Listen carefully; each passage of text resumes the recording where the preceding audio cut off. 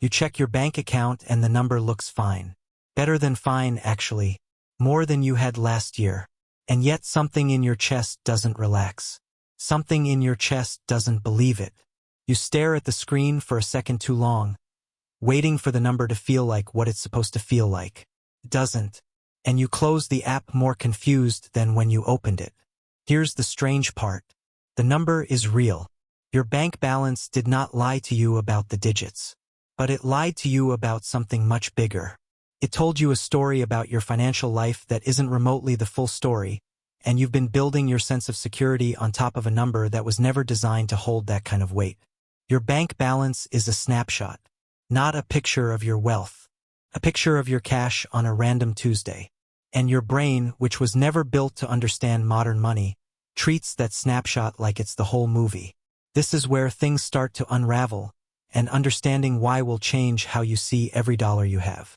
Start with a simple question. What actually makes someone rich? Most people answer instantly. Money in the bank. A big number. Except that's not how economists or wealth researchers define it at all. Wealth is your net worth, which means assets minus liabilities, and it has almost nothing to do with the cash sitting in your checking account. Thomas Stanley, the researcher who spent decades studying actual millionaires for his work on the psychology of wealth, found something that surprised even him. The people with the most zeros in their checking account were often not the wealthiest people he studied. The wealthiest people, the ones with real net worth, frequently kept relatively little cash on hand. Their money was somewhere else entirely. It was working. It was invested, it was compounding, it was tied up in things that grow. Meanwhile, the people who looked rich, the people with fat checking balances and nice cars in the driveway, often had almost nothing underneath the surface. Stanley had a name for this. He called them big hat, no cattle. All appearance. No structure. Feel that for a second, because it's probably closer to your life than you'd like to admit. Think about the last time you felt genuinely rich. Was it a moment when your bank balance was high? Or was it a moment when you weren't thinking about money at all? Usually it's the second one, which tells you something important. The feeling of wealth and the fact of wealth are not the same system, and your brain has been quietly mixing them up your whole life. Here's why. Your brain evolved to track resources it could see and touch immediately. A hunter-gatherer ancestor didn't need to model compound interest. They needed to know how much food is in front of me right now. That instinct never left. It just got repointed at a glowing number on a banking app. Your nervous system reads your checking account balance the same primitive way it would read a pile of food. High number, temporary calm. Low number, alarm bells. It has no evolved mechanism for understanding retirement accounts, home equity, or index funds sitting quietly in the background growing without making a sound.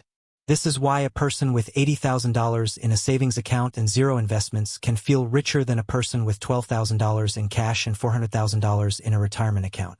The first person's brain is getting a constant stream of visual comfort.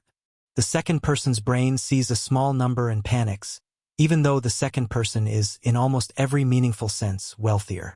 Behavioral economist Richard Thaler built an entire framework around this exact blind spot. He called it mental accounting, the idea that people treat money differently depending on which mental bucket it sits in, even when it's mathematically identical. Cash in checking feels spendable, immediate, real. Money in a retirement account feels abstract, distant, almost like it belongs to a future stranger. Your brain refuses to add these buckets together into one honest total. It reacts to each one separately, and it reacts most strongly to the one you can see the fastest. So when you say, "I don't feel rich," what you're actually saying is, "My checking account bucket isn't big enough to trigger the primitive comfort response." That's not a wealth problem. That's a wiring problem. Now here's where it gets uncomfortable in a different direction. Because the opposite trap is just as common, and it's the one nobody warns you about. Picture two neighbors. One drives a 5-year-old paid-off sedan, lives in a modest 3-bedroom house, and keeps a checking balance that never seems to move much. The other drives a new SUV on a lease, just renovated the kitchen, and posts vacation photos every few months. If you had to guess who's wealthier, most people guess the second one instantly. Statistically, they're almost always wrong. This is the exact finding from the long-running research on American millionaires. The overwhelming majority of actual millionaires never look like what people picture. They drive ordinary cars. They live in ordinary homes, often the same one for decades. They don't upgrade every time their income rises. Meanwhile, the visibly luxurious lifestyle is disproportionately funded by debt, financed cars, and monthly payments that quietly erase any accumulation happening underneath. Economists have a blunt phrase for this: income poor, asset poor, but debt rich. It looks like wealth from the outside, and it's often the exact opposite on the inside. Your bank balance can't see any of this either way. It doesn't know if your neighbor owes $40,000 on that SUV. It doesn't know your quiet coworker has $300,000 sitting in index funds because they've been contributing the same modest amount every month for 11 years without telling a single person. The balance only shows liquid cash on hand, which means it is structurally incapable of representing either your real wealth or anyone else's. You've been comparing yourself to a number that was never measuring the right thing in the first place. So if the checking account is the wrong ruler, what's the right one? This is where compound growth enters, and it's the part almost nobody feels in real time because it's invisible by design. Nobel-winning economist Robert Shiller has spent much of his career studying exactly this disconnect between market reality and human perception. Markets, especially diversified ones like index funds, tend to grow steadily over long periods, but that growth happens in a way your nervous system was never built to register. A retirement account that grows 7% this year doesn't feel like anything. There's no dopamine hit, no visible milestone. It's just a number that quietly gets bigger every few months while you're doing literally nothing to notice it. Compare that to spending. Spending is loud. Spending has a receipt, a delivery truck, a new object in your hands, an immediate hit of pleasure chemically wired into your brain by dopamine, the same neurotransmitter driving nearly every purchase decision you make without realizing it.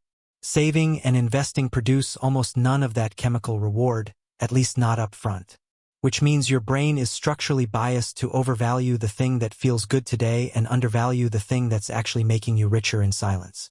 This is the real reason your bank balance lies to you. It's not the number's fault. It's that the number is loud, and your actual wealth is quiet, and your nervous system was built to trust loud things. Let's bring this back to something you can actually use, because understanding the psychology only matters if it changes what you do next.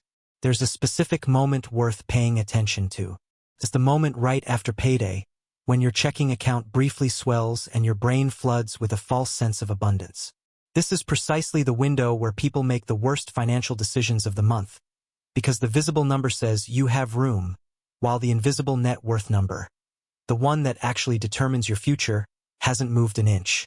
If you've ever made an impulsive purchase within 48 hours of getting paid, this is why. You weren't being reckless. You were being human, reacting to a bucket instead of a total. The fix isn't complicated, but it is uncomfortable at first, because it means retraining an instinct that's been running unsupervised your entire life.